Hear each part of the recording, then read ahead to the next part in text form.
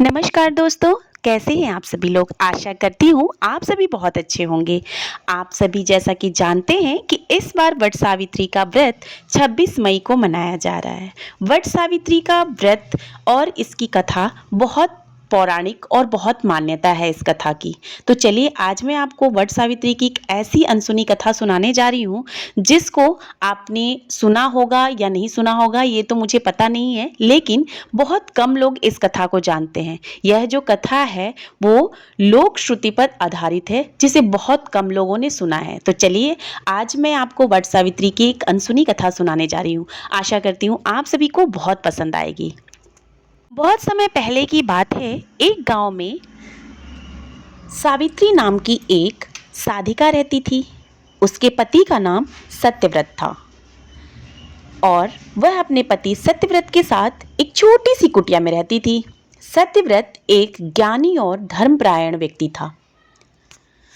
सावित्री हर दिन वट वृक्ष के नीचे पूजा किया करती थी, लेकिन उसका विश्वास था कि यह सिर्फ उसके पति की लंबी उम्र के लिए नहीं था। वह मानती थी कि वट वृक्ष में एक विशेष और दिव्य आत्मा रहती है जो स्त्रियों की परीक्षा लेती है। एक दिन जब सावित्री व्रत का संकल्प लेकर उपवास कर रही थी, तभी उसे ध्यान आया कि वट वृक्ष की आत्मा से मिलना चाहिए। उसने 3 दिन तक अन्न जल त्याग कर साधना की। तीसरी रात जब पूरा गांव सो गया, तब सावित्री अकेले वट वृक्ष के नीचे बैठ गई। तभी अचानक एक तेज प्रकाश हुआ और वृक्ष से एक वृद्ध स्त्री प्रकट हुई। वह बोली, मैं इस वट वृक्ष की आत्मा हूँ। सैकड़ों वर्षों से स्त्रियां मेरे नीचे व्रत करती आई हैं, पूजा पाठ करती आई हैं, पर तुम पहली हो जिसने मुझे जानने की जिज्ञासा की। सावित्री ने सिर झुकाया और कहा, मैं जानना चाहती हूँ कि क्या केवल पूजा करने से ही पति की आयु बढ़ती है या नारी की आत्मबल से भी कुछ संभव है। वृद्धा मुस्कुराई और बोली, सावित्री, शक्ति तुम्हारे भीतर है। तुम्हारी श्रद्धा, साहस और प्रेम ही सत्यव्रत की मृत्यु से तुम्हें उसे बचा सकता है।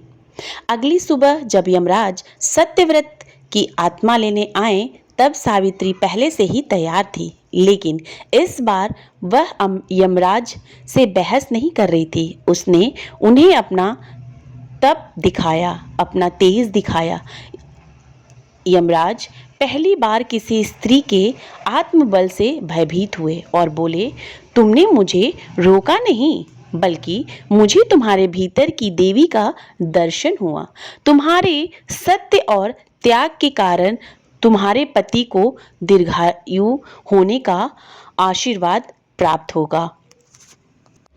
तो दोस्तों, सुना आपने किस प्रकार सावित्री ने न केवल व्रत से बल्कि अपने भीतर की चेतना और आत्मबल से अपने पति को मृत्यु से वापस ले आई। यह कथा इस बात का प्रतीक है कि व्रत और पूजा केवल करने से नहीं, बल्कि स्त्री को अपने पतिव्रता होने से और अपने पति के प्रति पूर्ण समर्पण भाव से ही आप अपनी पति की लंबी आयु बढ़ा सकते हैं या कर सकते हैं। आशा करती हूँ आप सभी को यह वीडियो बहुत अच्छी लगी होगी। अगर यह वीडियो थोड़ी सी भी अच्छी लगी और ये कहानी आपको थोड़ी भी आपको प्रेरणा देती है, तो कृपया करके आप मेरे इस चैनल को सब्सक्राइब कर लीजिएगा और इस कथा को ज़्यादा से ज़्यादा लोगों तक पहुँचाइएगा, ताकि यह जो अनसुनी कथा है वह ज़्यादा से ज़्यादा लोगों तक पहुँचे। मिलती हूँ मैं फिर ऐसे ही कुछ नए विचार, नए स्टोरीज के साथ। तब तक के लिए जय श्री राम, जय श्री श्याम।